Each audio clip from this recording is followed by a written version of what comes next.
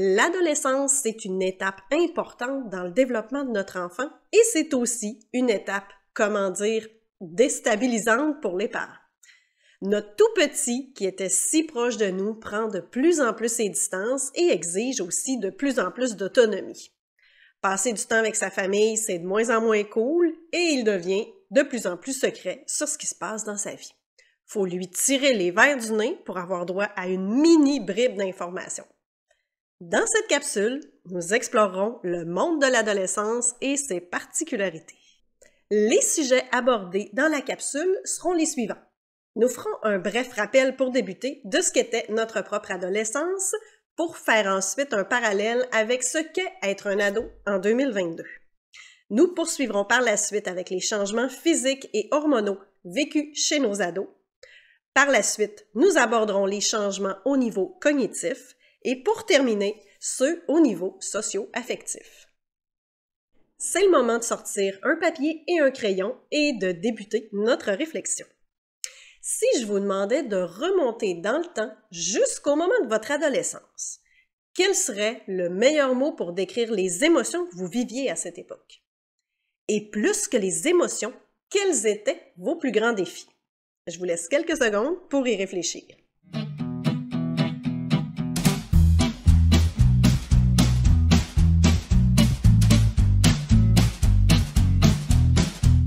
J'avoue, c'est court 10 secondes pour faire le tour d'un paquet d'émotions qu'on ne connaissait pas nécessairement à l'adolescence. Être accepté et se faire des amis, avoir des responsabilités, avoir plus d'autonomie. Souvent, ça ressemblait à ce qu'on pouvait ressentir. Pour certains, l'adolescence a été une étape facile à vivre, mais pour d'autres, c'était beaucoup plus rock'n'roll. Dans le fond, la recette n'a pas vraiment changé pour nos adolescents. L'adolescence, c'est une grosse période de montagne russe émotionnelle, des changements qui font peur et parfois avoir l'impression de ne plus se comprendre soi-même. C'est quoi au juste la différence entre être un ado en 2022 versus être un ado dans les années 90? Est-ce que la différence est nécessairement si grande, vous croyez? Même si les défis développementaux restent les mêmes pour les ados, peu importe l'époque, l'environnement peut parfois complexifier ou modifier la réalisation de ces étapes importantes de la vie de nos jeunes. Les technologies de l'information ont ouvert une porte sur le monde et la quantité d'informations auxquelles nous avons accès met une pression sur la réalisation de ces étapes développementales. La technologie fait maintenant partie prenante du processus de socialisation des adolescents. On peut même dire qu'elle a changé le visage de la socialisation. La présence constante de cette technologie chez nos jeunes augmente les risques de vivre de l'intimidation et aussi les possibilités de vivre des conflits avec ceux qui les entourent. Maintenant, l'accès à la pornographie en ligne et le phénomène de l'hypersexualisation font en sorte de modifier les standards en ce qui a trait à la sexualité chez les ados. L'acceptation sociale dans le monde numérique s'ajoute maintenant à celle du monde réel. La validation sociale et l'appartenance passent elles aussi maintenant par les technologies. Cette pression a tendance à générer beaucoup d'anxiété chez nos jeunes. Les amitiés sont une source de motivation pour les ados et la vie en ligne ne déroge pas de cette tendance. Si avant on se donnait rendez-vous pour se voir en gang, maintenant on se texte sur Messenger ou Snapchat. L'accessibilité à une panoplie de connaissances favorise le besoin d'indépendance déjà présent à l'adolescence. Le sentiment d'invincibilité ressenti par les adolescents peut aussi les pousser à poser des gestes, en ligne comme dans le monde réel, qui peuvent amener des conséquences parfois non négligeables.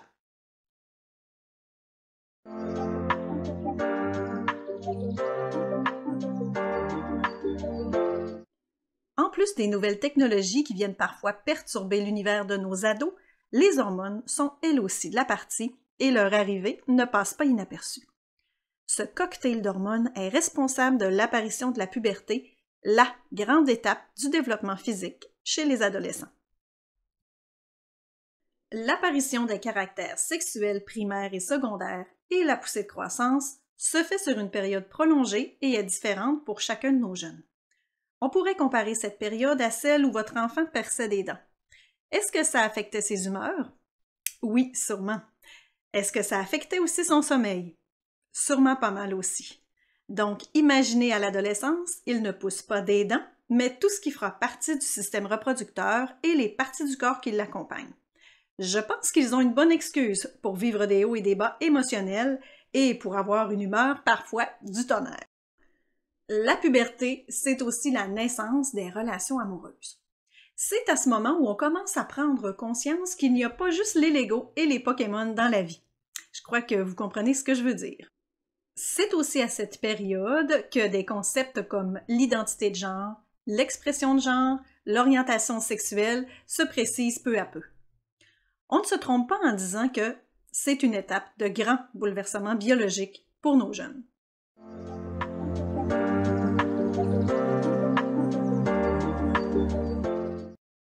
Il n'y a pas que le physique qui se modifie à l'adolescence. Le cognitif, notre cerveau, lui aussi change et se transforme.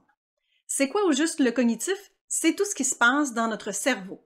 C'est notre manière de penser et de comprendre. C'est comment on traite l'information. Contrairement à ce qu'on croyait, le cerveau n'atteint pas sa maturité à l'adolescence. Ce dernier atteint sa taille maximale, mais il continue de se produire un grand nombre de changements, et ce jusqu'à l'âge d'environ 24 ans. Une des dernières parties à se former sont les lobes frontaux, le siège des fonctions exécutives qui contrôlent la maturité, le jugement, la prise de décision, l'impulsivité. Est-ce que vous comprenez mieux maintenant pourquoi vos ados prennent souvent des décisions qui vous semblent un peu irréfléchies et qu'ils ne voient pas les conséquences qui peuvent découler de tout ça? Tout est question de maturité du cerveau. C'est l'apparition aussi de la pensée abstraite. L'ado est capable de comprendre des notions comme l'amour, la justice, la liberté, oui, la fameuse liberté. L'adolescent développe son propre langage. Vous savez, le langage que nous autres adultes, on n'est pas tout à fait en mesure de déchiffrer et que seuls les ados sont en mesure de décoder. Soyons clairs, même si leur cerveau se développe à vitesse grand V, on est loin d'être mature à 100%. Notre ado fait preuve d'un certain égocentrisme. Du genre, ben voyons, c'est impossible que ça puisse m'arriver, c'est pas dangereux du tout, c'est de la faute du prof, de ma mère, de ma sœur, mais c'est jamais réellement de ma faute. Je critique tout ce que je vis et je vois. Je veux sortir ce soir, donc je négocie, j'argumente avec mes parents. Donc, si votre ado ressemble un peu à ça, c'est tout à fait normal, ça fait partie du développement.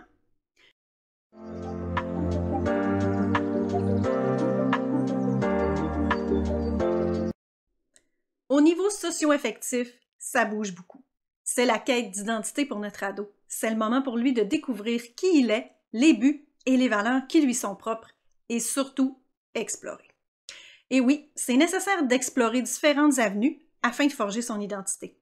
On voudrait les préserver le plus possible, mais c'est dans le cours des choses de les laisser se tromper, faire des erreurs et recommencer. C'est à cette période que, comme parents, on doit donner du lousse, comme on dit, sur l'autonomie. En fait, si on n'a pas déjà commencé à lâcher prise un peu sur le contrôle, ça se pourrait qu'on vive un peu de, friction avec notre ado. Au niveau relationnel, on prend conscience que la relation avec les amis, c'est beaucoup plus haute que la relation avec les parents.